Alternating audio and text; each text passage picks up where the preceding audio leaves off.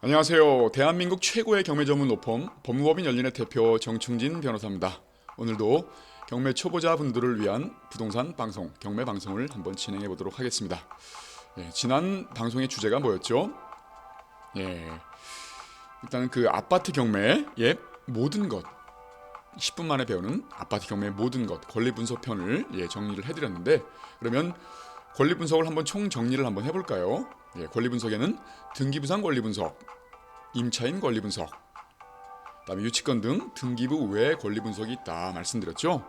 근데 신기하게도 등기부상 권리 분석과 임차인 권리 분석은 물건 명세서, 매각 물건 명세서에 단 한 줄을 확인하는 거로 끝낼 수 있다라고 말씀을 드렸죠. 근데 이 유치권이나 법정지상권과 같이 이 등기부로 알 수 없는 그런 권리 분석에 대해서는 어떻게 해결할 것인가? 이것도 마찬가지로 한 줄이면 끝낼 수 있습니다. 매각 물건 명세서 맨 하단에 보면 비고라는欄이 있습니다. 그래서 유치권이나 법정지상권 같은 일에 숨어있는 등기부 외에 그런 권리들이 있다고 한다면 그 비고란에 공지를 해주도록 돼 있습니다. 그런데 그 공지가 만약에 없다라고 한다면 숨어있는 권리가 있음에도 공지가 없었다. 경매계의 실수겠죠. 이런 경우에는 매각 불허가 신청이나 매각 허가 취소 결정 등을 통해서 권리를 구제받을 수 있다. 그러니까 비고란이 비어 있으면 걱정할 거 없다. 이렇게 생각하시면 되겠습니다. 그러면 아파트 경매의 권리 분석에 대해서 이제 총정리 다 배우셨죠? 이제는 아파트 경매의 입찰에 한번 도전을 해보실 수 있겠는데, 아파트 경매에는 또 하나의 복병이 있다고 말씀드렸죠. 바로 미납 관리비 문제입니다. 본격적으로 이 미납 관리비 처리에 대해서 공부를 해보도록 하겠습니다. 아파트의 관리비에는 공용 부분 관리비와 그다음에 전유 부분 관리비가 있습니다. 공용 부분이라는 것은 말 그대로 아파트 단지가 있으면 뭐 복도나 엘리베이터나 혹은 주차장이나 뭐 이런 공적으로 활용되는 부분이 있지 않습니까? 그 부분을 관리하기 위해서 들어가는 관리비. 이게 이제 공용 부분 관리비고요. 전유 부분 관리비라고 하는 것은 101호, 102호 같은 구익된 아파트의 구익된 부분에 소유자가 자기의 생활의 편익을 위해 쓰는 관리비 뭐가 있을까요? 전기세, 수도세, 가스비 뭐 이런 것들이 있겠죠. 공용 부분 관리비에는 뭐 엘리베이터 수선 수리비, 뭐 청소비, 그죠? 이런 것들이 있겠죠. 그다음에 전체적으로 아파트를 뭐 도색을 하거나 뭐 이럴 때 필요한 그런 관리비들, 그다음에 경비 아저씨 같은 경우, 경비 아저씨 월급 같은 거 이런 부분들도 공용 부분 관리비에 포함시킬 수가 있겠죠. 그런데 우리나라 대법원 판례상으로는 만약에 이제 이 공용 부분 관리비와 전유 부분 관리비 이 부분 중에서 어떤 것을 떠안을 것인가, 다 떠안을 것인가, 아니면 둘 중에 하나만 떠안을 것인가, 이 부분에 대해서 명확하게 판시를 하고 있습니다.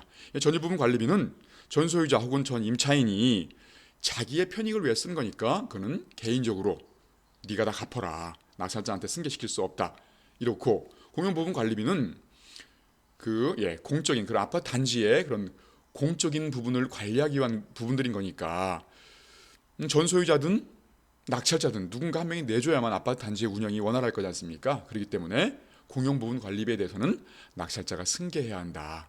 이런 판례가 있거든요. 이렇게 되면 결론적으로 그 경매 물건에 연체된 관리비가 100만 원이라고 치면 그 중에서 이제 공용 부분 관리비와 전유 부분 관리비로 나눠질 거지 않습니까? 보통은 이제 공용 부분 관리비가 전유 부분 관리비에 비해 좀 작죠. 대략적으로 3, 40%라고 치면 100만 원 중에 3, 40만 원은 공용 부분 관리비. 결국 낙찰자가 떠안을 관리비는 공용 부분 관리비인 3, 40만 원이다. 이렇게 생각하시면 될 것 같습니다.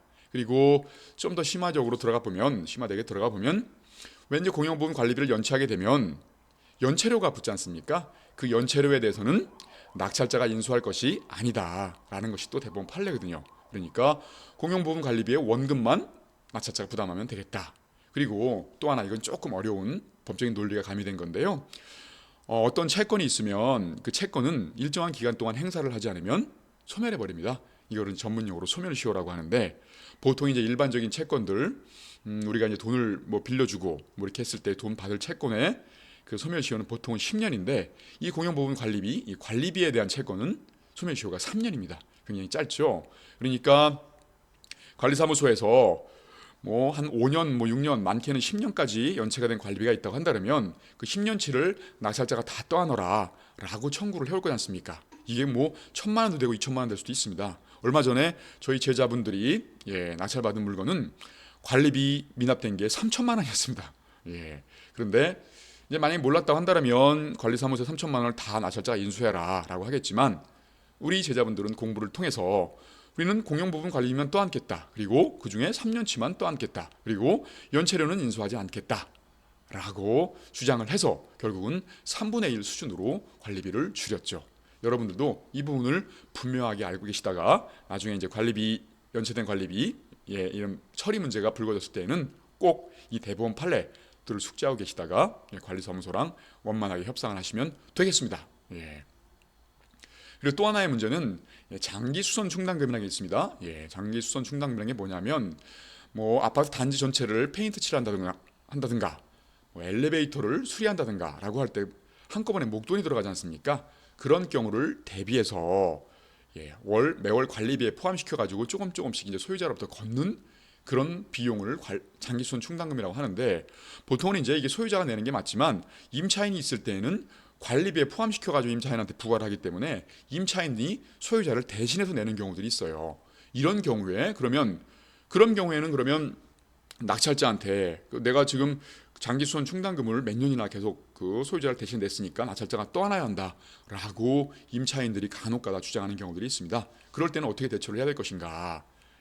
이거에 대한 분명한 판례는 없습니다만은 그래도 대항력 없는 임차인, 여러분 뭐 앞에다 배우셨죠? 대항력 없는 임차인이 뭔지. 대항력 없는 임차인 같은 경우에는 인수할 필요가 없다라는 명시적인 판례가 있습니다. 그런데 대항력 있는 임차인 같은 경우에는 분명한 판례가 없거든요. 그러니까 보통 이제 경매 유튜버 분들 중에서 조금 이제 실력 있는 분들이 본인의 의견을 말씀하시면서 대항력이 있다는 부분들은 전 소유자의 권리, 그 권리와 의무를 낙찰자가 그대로 승계하는 거기 때문에 그 임차인이 전 소유자에서 갖고 있는 권리도 낙찰자가 그대로 승계를 한다. 이렇게 되면 장기수선 충당금은 전 소유자가 부담해야 될 것들이었지만 결국은 낙찰자가 인수해야 된다라고 결론을 내리시기도 하는데 제가 바라볼 때에는 명시적인 판례는 없지만 법률 전문가적인 관점에서 바라볼 때에는 보증금 같은 경우에는 주택임대차 보호법이나 이런 관련 법령에 명시적으로 낙찰자가 승계한다는 그런 규정이 있습니다. 그래서 분명하게 승계를 하지만 이 장기수선 충당 같은 경우에는 둘 간에 전 소유자와 임차인 간에 그런 개인적인 채무에 불과하지 낙찰자에게 승계시킬 성질의 그 채권 채무 관계가 아니다. 저는 그렇게 생각을 하거든요. 그래서 그렇게 여러분들은 알고 계시면 되겠는데 혹시라도 이제 이런 대항력 있는 임차인이 있는 경우에는 낙찰자가 승계하도록 한다라는 혹시라도 판례가 나온다 한다면 제가 빠른 시간 내에 또 방송을 통해서 올려드리도록 하겠습니다. 그렇지만 지금까지는 법률 전문가적인 관점에서 봤을 때에는 장기수선 충당금은 전 소유자가 부담할 의무일 뿐이지 낙찰자가 인수하는 것은 아니다. 이렇게 생각하시면 되겠습니다. 자, 이제 이것으로써 이제 그 전반적으로 아파트 경매를 진행할 때 유의해야 될 사항들, 권리 분석이나 그다음에 그 체납된 관리비에 대한 처리 부분들에 대해서 다 배웠는데요. 이제 당장이라도 입찰을 할 수 있으실 것 같죠? 여기서 이제 한 가지 더 꿀팁을 한번 드려보면 미납 관리비가 굉장히 큰 경우들이 많습니다. 아까 말씀드린 그 3천만 원이 만약 미납됐다라고 한다 그러면 3천만 원 싸게 샀는데 3천만 원 미납 관리비를 내야 된다라고 한다 그러면 참 낭패겠죠. 이럴 때에 3천만 원을 안 내게 되면 관리사무소에서 뭐 단전 단수를 하겠다든가 뭐 이사를 못 가게 한다든가 못 오게 한다든가 이런 식으로 굉장히 이제 좀 압박을 많이 가합니다. 이럴 때에 일단은 이사는 해놓고 봐야 되는 거니까 일단은 공용부분 관리비 3년치에 한해서 연체이자 없이 원금을 일단은 지급을 합니다. 그렇게 되면 한 1,몇백만 원 정도 되겠죠. 이런 상황에서 보통 사람들은 관리비는 낙찰자가 떠안는 거니까 내고 포기를 해버리죠. 좀 뭐 마음이 쓰리긴 하지만 적선했다 치고 관리비 대신 내주자라고 생각하겠죠. 그렇지만 우리나라 대법원 판례는 이 관리비가 낙찰자가 그대로 승계한다. 그래서 전 소유자나 전 임차인들은 관리비 부담 채무를 면한다. 이렇게 판시를 하고 있지를 않아요. 그래서 관리비에 대한 책임은 원칙적으로 전 소유자나 전 임차인이 관리비를 안 내가지고 책임을 지는 거지 않습니까? 그런데 관리비 부분, 공용관리비에 대해서는 단지의 원활한 운영을 위해서 낙찰자가 승계하도록 하지만 원래 실질적인 주채무자는 기본적으로 전 소유자이자 전 임차인이겠죠. 그러니까 우리가 어떻게 보면 관리비를 내면 관리비를 납부하게 되면 전 소유자, 전 임차인의 채무를 대신 납부하게 되는 거겠죠. 이럴 때에는 법에서는 구상권이라고 해서 전 소유자나 그 전 임차인을 상대로 해가지고 다시 돌려달라. 내가 대신 당신들의 채무를 대신 갚았으니까 당신들이 돌려줘야 된다라고 소송을 할 수 있다는 거죠.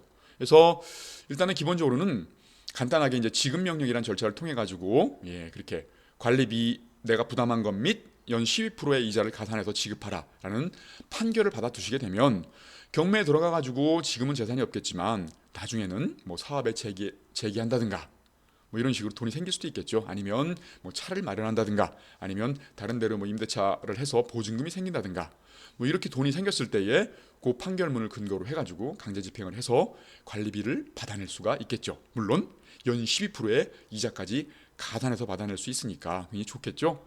혹시라도 지금 당장은 제기하지 못한다 하더라도 그분이 제기하도록 도와주세요 라고 우리가 좋은 마음으로 기도를 해가지고 그 기도발을 통해서 제기를 한다면 꽤 큰 돈을, 목돈을 나중에 받아낼 수가 있으니까 그런 방식으로 처리하면 되겠습니다. 또 하나의 팁을 말씀드리면 혹시라도 요즘엔 집값이 많이 상승해가지고 기존의 채무를 다 배당을 하고도 돈이 남는 경우가 있어요. 이럴 때에는 어떻게 되죠? 소유자가 잉여금으로 가져가게 됩니다. 그럴 때에는 내가 어차피 소유자한테 이제 관리비를 대신해주면 소유자한테 청구할 수 있다 했지 않습니까? 그 청구권을 이유로 해가지고 그 잉여금에 대해서 가압류를 해둘 수도 있겠죠. 그래서 결국 나중에 또 판결을 받아서 그 금액을 찾아오면 되겠죠. 그런 방식으로 관리비를 내가 대신 냈다고 한다면 포기하지 마시고 그런 방식으로 구상권을 행사해서 처리를 하시면 되겠습니다. 뭐 또 하나의 간단한 팁 같은 경우에는 이런 부분들을 고지를 해서 우리 대법원 판례가 당신들하고 나하고 연대 채무가 있다고 하더라. 대신에 내가 갚게 되면 당신들한테 이게 소송을 통해 가지고 12% 이자까지 받을 수 있으니까 내가 이사비를 주는 대신에 관리비를 대신 내주겠다. 그러니까 그렇게 알고 나가달라. 이렇게 얘기하게 되면은 이사비를 안 주면서 어차피 줘야 될 이사비인데 안 주면서 관리비까지 처리할 수 있는 그런 방법이 될 수도 있겠죠. 이렇게들 그 관리비가 크다 하더라도 너무 부담 갖지 마시고 이런 식으로 처리하시면 되겠습니다. 여러분들 이제 앞으로 세 편의 방송을 통해서 이제 아파트 경매 모든 것에서 배웠습니다. 이렇게 되면 실제로 여러분들은 내일 당장이라도 아파트에 입찰할 수는 있을 거예요. 그렇지만 입찰하신다고 해서 낙찰을 보장받지는 못하겠죠. 당연히 수십 번 폐차를 하시게 될 겁니다. 왜냐하면 그 밖에도 공부해야 될 것들이 굉장히 많거든요. 그렇죠? 아파트 시세를 조사하는 방법들, 대출 받는 법, 명도 받는 법, 입찰가 산정하는 요령들, 그래서 부동산의 가치를 판단하는 법, 다양한 것들을 배워야 되기 때문에 이 방송 하나로 권리 분석에 대한 두려움, 경매의 매력을 느끼셨다면 체계적으로 강의를 듣는 것도 필요할 텐데 법무법인 열린 대한민국 최고의 경매 전문 변호사가 뒷배로 있는 이 행꿈사 카페에 가입하셔가지고 경매 초급반 우리 이제 제 동영상 찾아보시면 나땅 선생님이 나와서 중잣돈 4천만 원밖에 없었던 그 직장을 다니는 여성분이신데 그분이 이 경매를 통해서 물건 3건으로 순자산 7억을 만든 그런 그 동영상이 있습니다.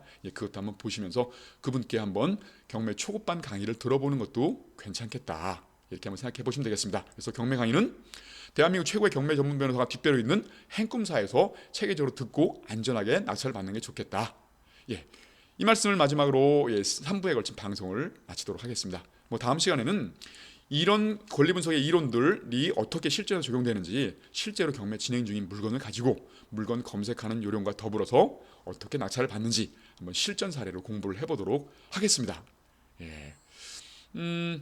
좋아요, 구독하기 꼭 눌러주시면 저에게 많은 힘이 될 것이고요. 저는 다음 시간에 알찬 정보로 찾아뵙도록 하겠습니다. 저는 정충진 변호사였습니다. 감사합니다.